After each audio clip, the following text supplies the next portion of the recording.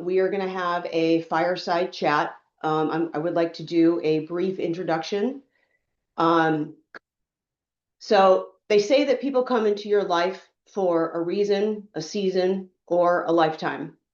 By happenstance, through my oldest daughter, Jenna, who lives in Nashville, I've had the pleasure of meeting Liz. I'm a strong believer in the reason. And after today's fireside chat, I hope that through Liz's strength in her vulnerability, you will understand the reason too. Dr. Elisabeth Liz Willers, she is a pulmonary critical care physician and the founder of the Goldfinch Foundation, which was created in honor of her late son, Owen. After losing Owen to an unintentional overdose, Liz channeled her grief into advocacy, working to change the culture around mental health and addiction among young people. Today, she will share Owen's story, the stigma surrounding mental health struggles, and how her foundation empowers teenagers to openly discuss their challenges. Through vulnerability, education, and the arts, the Goldfinch Foundation is helping to shift how we approach youth mental wellness and substance use awareness. Thank you so much, Liz, for joining us today. Wow. Thanks for having me. That's a tough introduction to get through. But I appreciate you and again, commend Voya for having things like this, opportunities to educate employees and share stories. And you're really a pioneer for other organizations. And so I'm grateful to be here. Thanks. Well, again, thank you so much. So let's start the conversation. Liz, tell a little bit about yourself. My name is Liz Willers. Of course, I'm in Nashville, Tennessee. I grew up in North Carolina. I'm one of 10 children. Number 9. Grew up in a big, large Irish Catholic family. And if there were two things I knew I always wanted to be is a mother and a doctor. And I worked hard. There's no physicians in my family. We didn't have a ton of money, and made it to where I thought was, exactly where I needed to be. I went to UNC for undergrad, Wake Forest for med school, and then moved to Nashville for my training at Vanderbilt in 2000. And when I first got to med school, I was like, oh, I'm going to be a pediatrician. I love kids. This is perfect. And then I really found that I couldn't. It was hard for me to deal with children who are sick and who might die. And so I shifted my focus, and I loved the ICU. I thought it was exhilarating, and it felt meaningful to me. And I liked the variety of the ICU. I could kind of take care of meningitis or stroke or pneumonia. And, even though not every case was a win, sometimes we would lose people, I felt like I was doing meaningful work. In 2006, I finished training and actually welcomed twins, Izzy and Owen. I forgot to mention that I'm married to a great guy named Jeff. And then subsequently had my third child, Charlie, in 2008.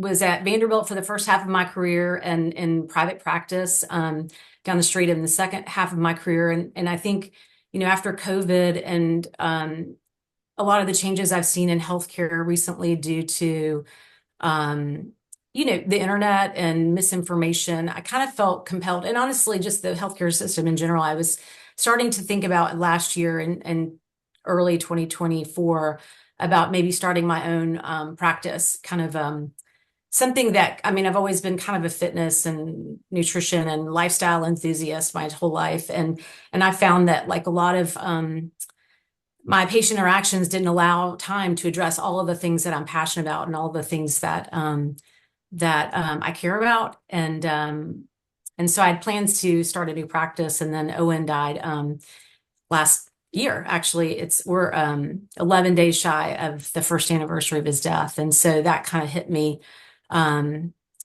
hard, and it was obviously shocking. So I know we'll get to it later, but that's kind of changed my trajectory in life and made me want to do something different than what I'd planned on doing.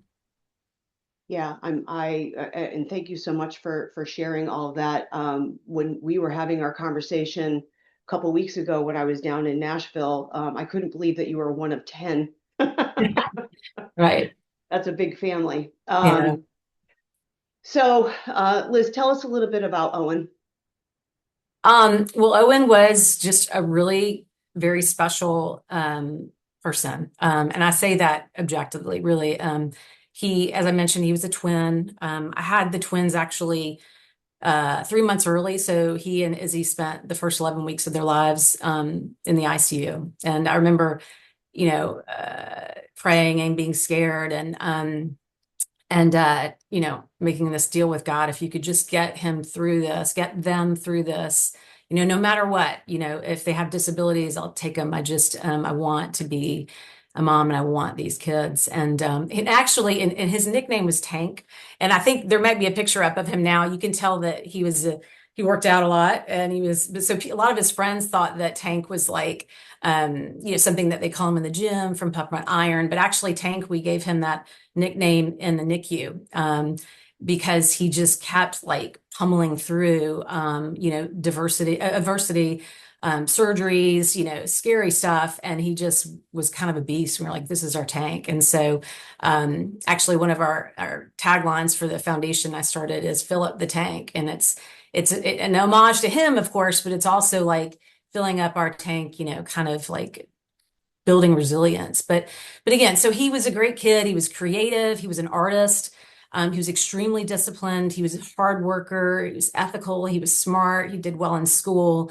But perhaps most importantly, one of the qualities he had that neither Jeff or I can really take credit for was that he was really empathetic and kind. And I think that's unusual given his age, his gender, maybe. But it's not something that just we notice as a family. A lot of his friends, and especially after his death, they wrote cards and give us anecdotes of how he was always thinking of others, always wanted to make other people feel comfortable. And that was his gift from God. Really, I think as parents sometimes we're like, oh, he's got my sense of humor or but this was nothing other than who Owen was at heart. Yeah, that's Owen. He was funny. He was a great kid. Yeah, but he struggled.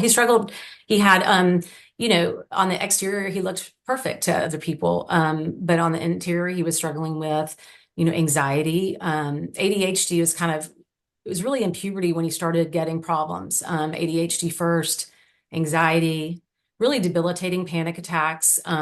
He was a wrestler and I've never had a panic attack. I don't know if you have, but it's really scary. You think you're dying. Very scary. And it's hard to reason with yourself and you can't reason with someone who's having it. And then he, eventually got depressed. He felt like he was the only one struggling with so much. And so that's honestly a lot of why we wanted to kind of work on decreasing stigma because the truth is everybody struggles, it's just we don't all talk about it. So he's been the inspiration for the foundation. Well, so first of all, as a mother and a parent, I can't imagine what you're going through. And on behalf of everybody on this call, we are so sorry for your loss. Thank you. And because of Owen, your career is shifting. You already talked a little bit about that. Tell us a little bit about the foundation. Well, it's interesting. I mean, so I mentioned that Owen was an artist, and his last year of his senior year of high school, he died last year at 18. So his senior year, he was in AP art, and he chose a project called the mental health of teens. And so he had this amazing artwork. He very methodical, lots of detail, and I was very aware of it, the project. We went to the gallery, but after he died, we discovered his workbook that he kind of did for planning each piece. And it was even more moving to me than his artwork itself, how aware he was, how of his struggles, how he wanted to show overcoming adversity and depict what today's youth are struggling. And it was almost like I didn't have a choice. It was like, this is, I have to do that. I mean, he's giving this, giving us this recipe or playbook about what we're supposed to do and how we're supposed to move on. And so, um, and as I mentioned, I think that, and as a physician, this isn't just a youth problem. It's not just a teen problem. Right. It's interesting. After I left academics and went to private practice, the way that we deliver healthcare is different. So I wanted private practice because that's what I love about medicine is I wanted to deliver care. I wasn't big into research. I taught, but I wasn't really loving teach. I just wanted to take care of patients. And I started to develop very strong relationships with my patients. And even before COVID, what I was shocked by is how many people struggle, and I think, at the beginning, those statistics of 1 in 4 struggle, it's so much more than that. That's just, those statistics are an underestimate. And I remember coming home, and this is not to be funny or anything, but I'm coming home to my husband being like, wow, everybody is crazy. Everybody's got issues, and how much mental health affects your physical health, how Mhm. much, lack of or presence of social connection and friendships affect your physical health. So that's always kind of been my belief and my passion. So I just kind of maybe shifted the demographic a little bit and honored Owen and who he was. And I wanted to provide, I think the other thing about, after Owen died, what happens when a young person dies in a community is everyone gossips, and it's not malicious. That people are curious, but they also want to draw um, themselves away from that tragedy. Like, oh well, they did this or that, and fentanyl or whatever it was. I was like, no, and I felt compelled to start showing transparency and maybe my vulnerability and telling Owen's story, and setting the record straight for him and for me and for our family. And what I found is, one, our story is so relatable. There's Right. not something you can find in our story that you can't relate to. But when I gave the talks to the schools and the administrators, they were like, okay, hands off, that's, we don't know how to handle that or deal with this. And then I gave the talk to parents, and that just honestly triggered more anxiety for me. Everybody's worried about the tech and worried about this and that. For me, the best and really where I knew I had this moment, a light bulb moment, is when I talked to about 200 kids, and they were Owen's peers. I invited some who had gone off to college and high school kids, and what they wanted to do is feel empowered. Like, yes, these are the statistics. Yes, we're all struggling. Yes, we're in this mental health crisis, but what do we do about it? And so um, it really more is about positivity. It's not a Pollyanna approach of like everything's going to be fine. It's like, okay, yes, we're in a crisis, but what can we do? And these young people age, are want to know. We all want to know, but I felt like they were just almost like the forgotten demographic. They're in between like being told what to do and making their own decisions. And it was this light bulb moment. Like, it's all about empowerment. It's let's teach people how they can improve their mental health and connect with other people and decrease stigma. And so that was kind of where we kind of took off. So you mentioned the stigma in and around the conversation about mental wellness. So I struggle with that. And as a parent, when I had a child that was struggling, she happened to be 18 when it sort of snowballed, and I felt helpless, absolutely helpless, because she was 18, technically an adult. I can't force her to do anything. It's that whole stigma around what is it that you're going to do in order to help your child. And Mhm. I can only imagine that you being a physician, Mhm. that people are looking at you to say, this mental health issue, and you have a child that is struggling with multiple challenges, and from a doctor's perspective, you must have had access to so many Oh yeah. other resources that an average person can't, Mhm. right? And so one of the things that I've noticed during our conversations and some of the research, right? So the Goldfinch Foundation, one of the offerings that you talked about is a program that you are, providing for teens, coaches, parents, which I could have used it myself. Mhm. Our topics on the overloaded brain, navigating stress, anxiety, and OCD. So talk to me a little bit more about when you're talking about the empowerment, when you're talking about these programs, you couple that with the stigma. What is the Goldfinch Foundation, and what's your vision in order to increase that empowerment in getting these kids to talk? Right. Well, I mean, I think it's, thank you for sharing. I mean, and I agree, like with the stigma part of it. I mean, I think from a personal standpoint, being a female in medicine in a critical care, ICU, having to like show strength and I've got my act together, I could never show any emotion or people be like, ah, women don't mean to be in medicine. So I get that. So this kind of walk of what I've been doing with the foundation is honestly holding me accountable too, and to be show my emotions and my weaknesses, and just say I can still be a badass and have struggles. Sorry, I wasn't sure if I could say that, but it's true. Um, but also, you're right, Kristina, because the other thing our foundation does on our website, we have a list of vetted resources, is because after Owen died, so many moms in particular and other kids reached out and said, "Oh, I'm struggling. My kid went to this and that," and nobody wants to talk about it. But the reason, the reality is, if we do and share our experiences and share our, what we've been through, that builds up strength and it helps other people. Similar to actually what the testimonial that you read before we got started. I mean, it's like sharing. Actually just building up other people makes you feel stronger. But so our foundation is unique in that we really want to create, like, a lot of our worlds now are on technology, right? Like, download this digital app and we're doing this Zoom, but we make intention to have in-person meetings. And when you're in a group setting and one person, it could be an adult, it could be a respected, you know, student leader, says something and shows vulnerability, it's like this kind of downstream effect. Then everybody kind of takes this big breath and says, oh, let me share. So that's one thing we're trying to achieve, of just kind of breaking down the barriers. I think the other thing is too, is like, in our world, ever since the development of the internet, you know, we don't know where to turn to get information. It's like whoever has the best TikTok account. I mean, there's these TikTokers talking about sunscreen.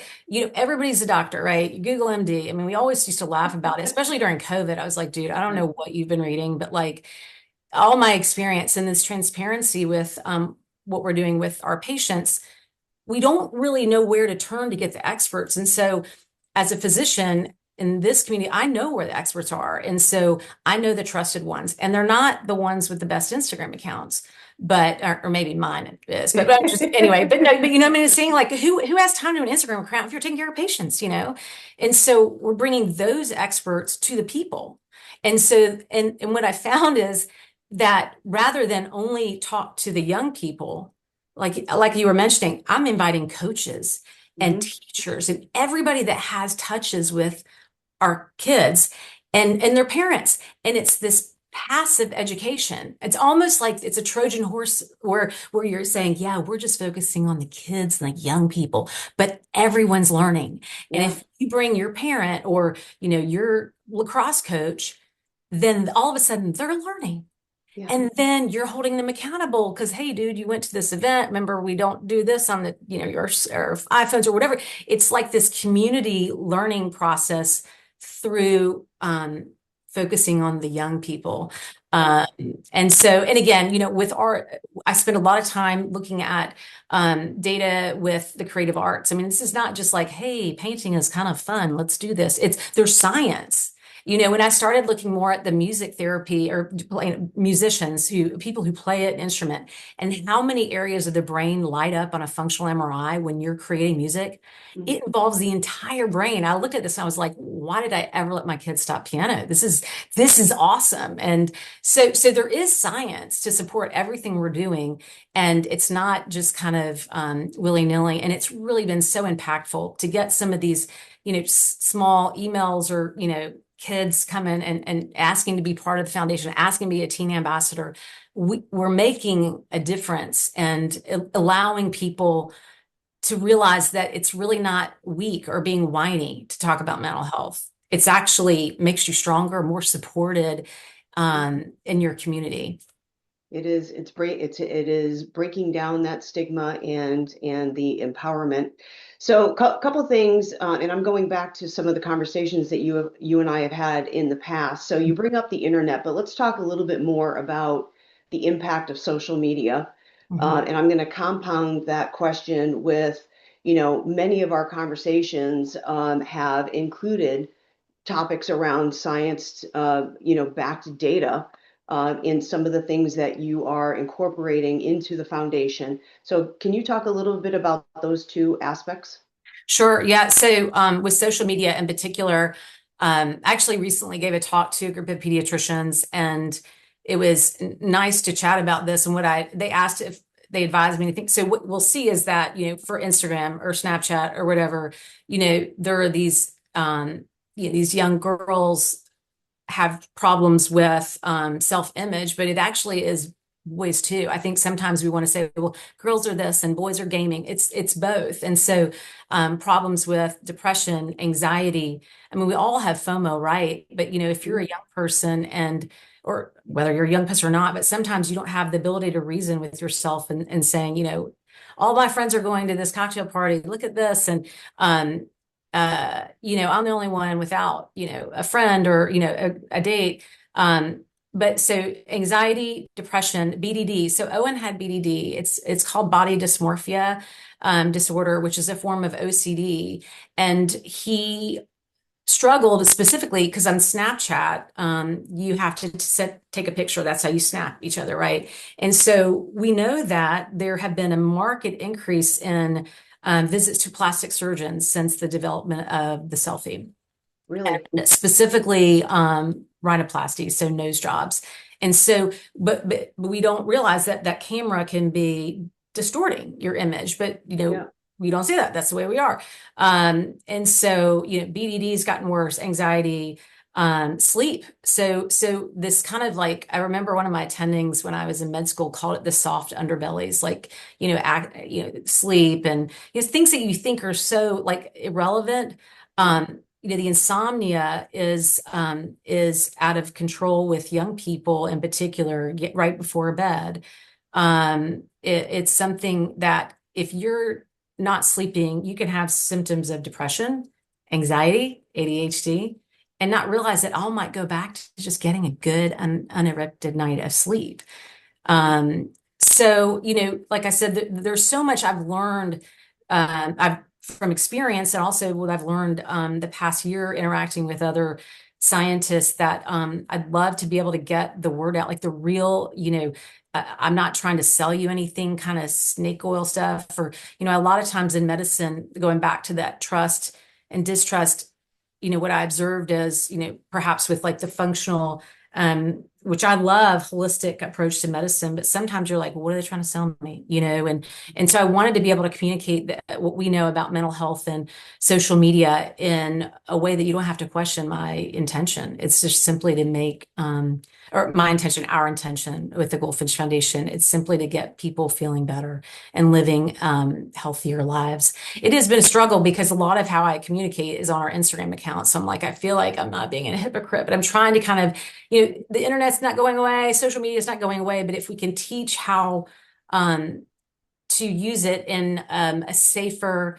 and healthier way, and instill limits while we're waiting for government to pass all these regulations that people want, we can do things on our own to improve our health. So that's kind of one of those aspects of it.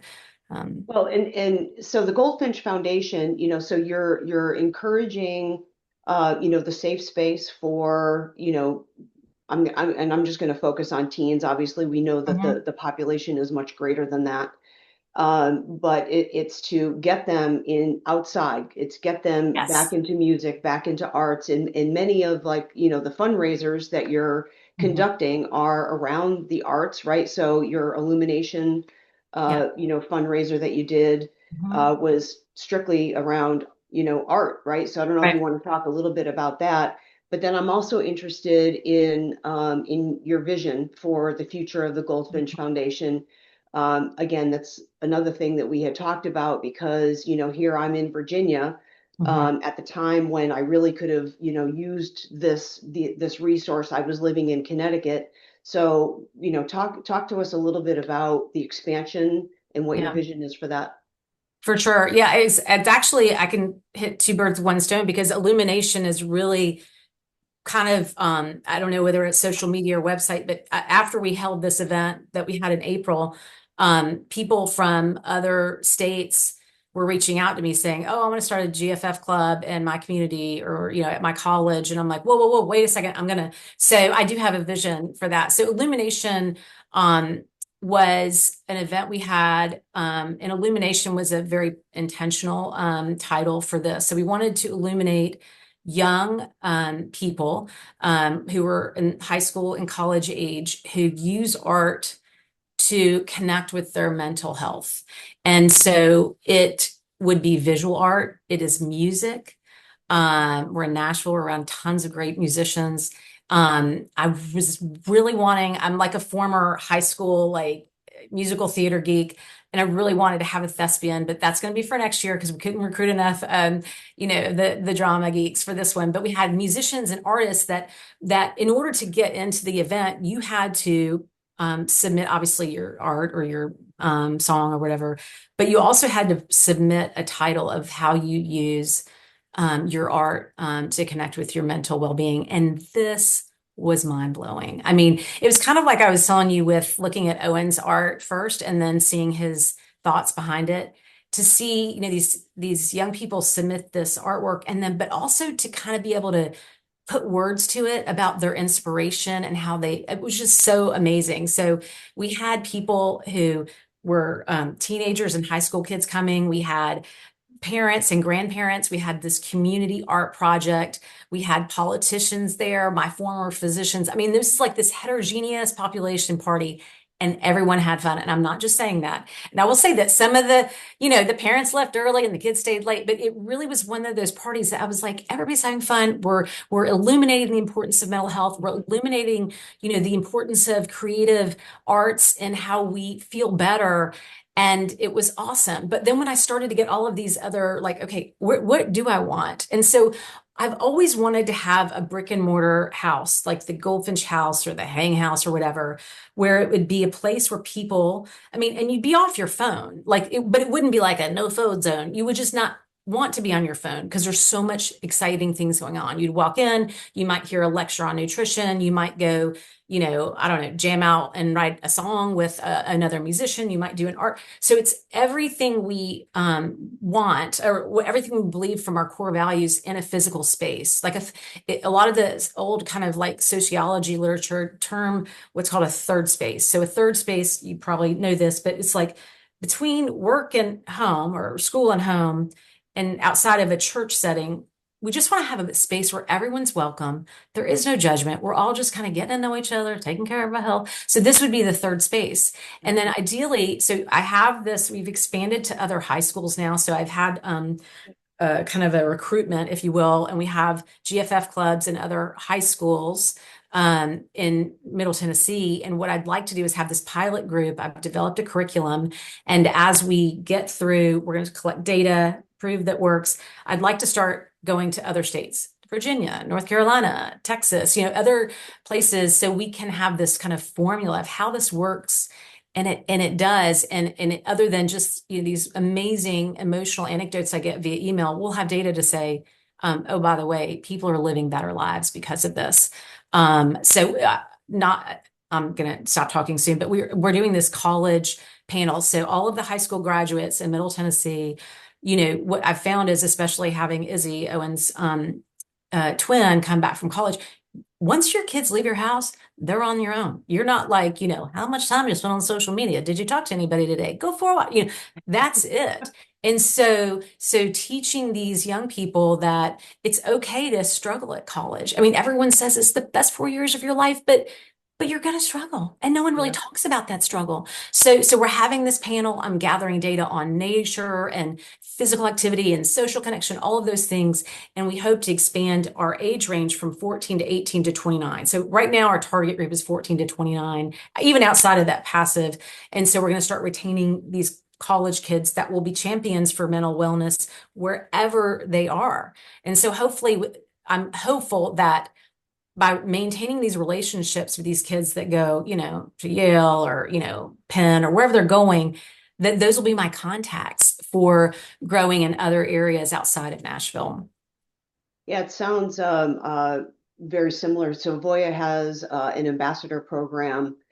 So it sounds very, very similar to having, some type of ambassador program that is expanding, obviously beyond Nashville. But, Yeah, I love what you say about expanding into the college environment because, I think that kids, they do think that they're going to go and have the best 4 years of their right, lives. And, freshman year isn't necessarily easy, especially if you're going to a big college and right, getting to know people and the pressures. I mean, right. there's so much pressure.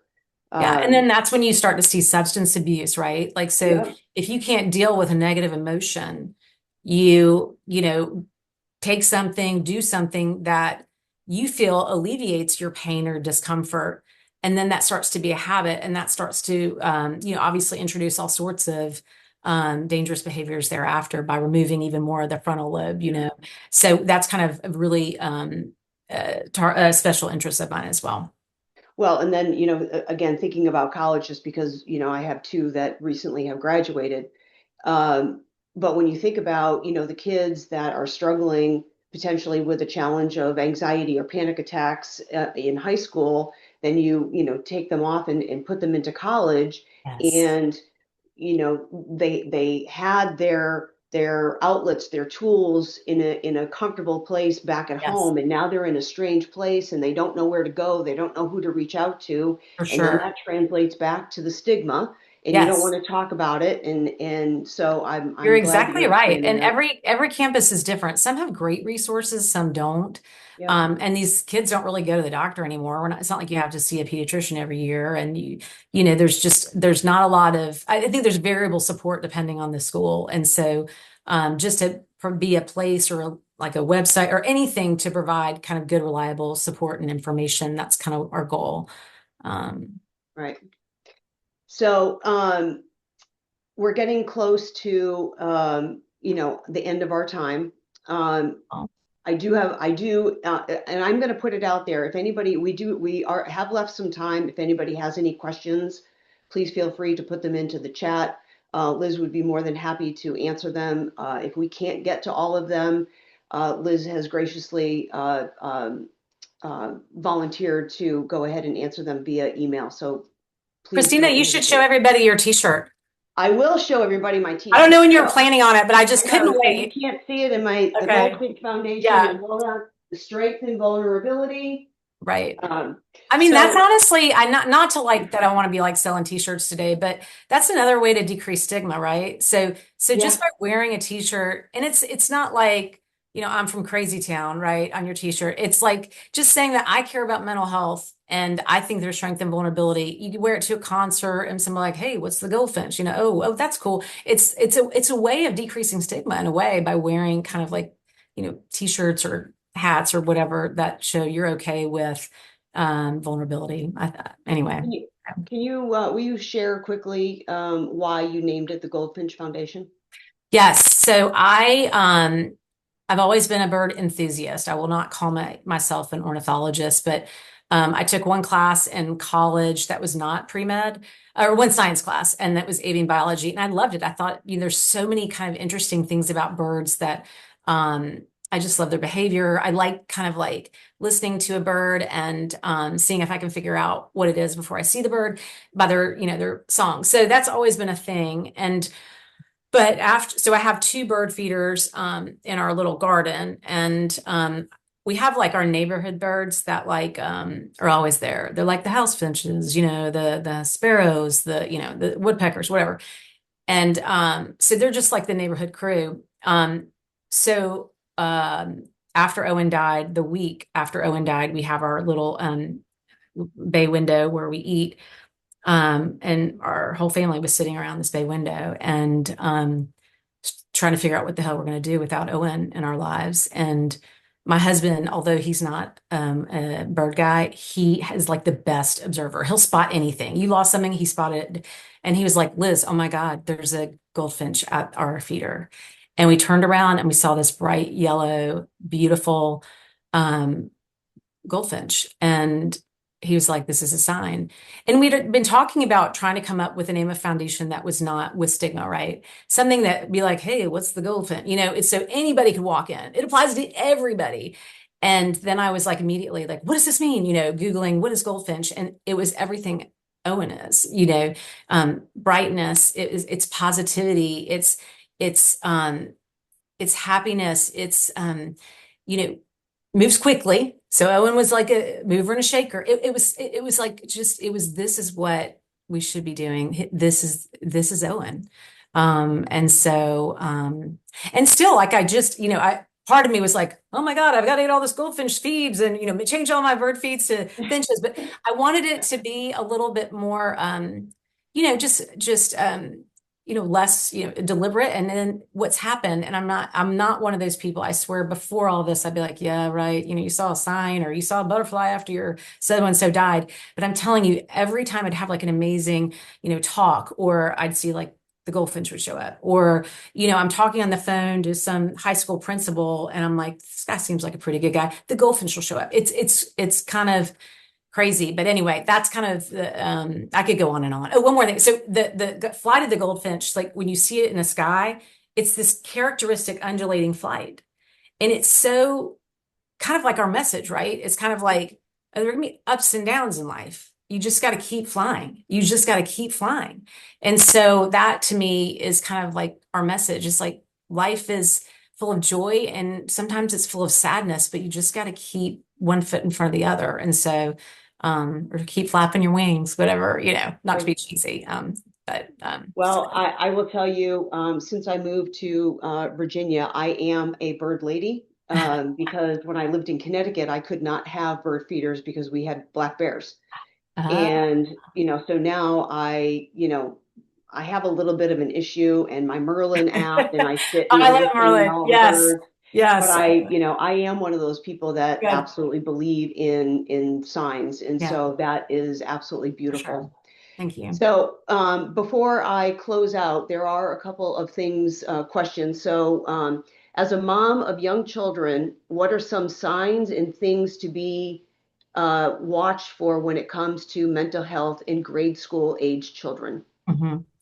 Yeah, I mean, I think that is probably beyond the scope of my expertise. However, I will tell you that my pediatricians, specifically, I'll just kind of throw this out there as far as like the iPads and things, that what happens with the young kids is there's like this dopamine release. So every time you click something and like it just gets brighter or whatever that, or it makes a funny sound on your iPad, that triggers dopamine release to the child. And then what happens is just like any addict, and like you want more and more. And so you need to have like kind of bigger and more significant creativity. And what happens is they can't self-soothe and they can't be bored or whatever. So I think from a like a technology standpoint, I think kind of steering away from tech. But I honestly do believe that our pediatricians know a ton about this and they just want to be asked. And sometimes we go and they're like doing these screens and the eye screens, but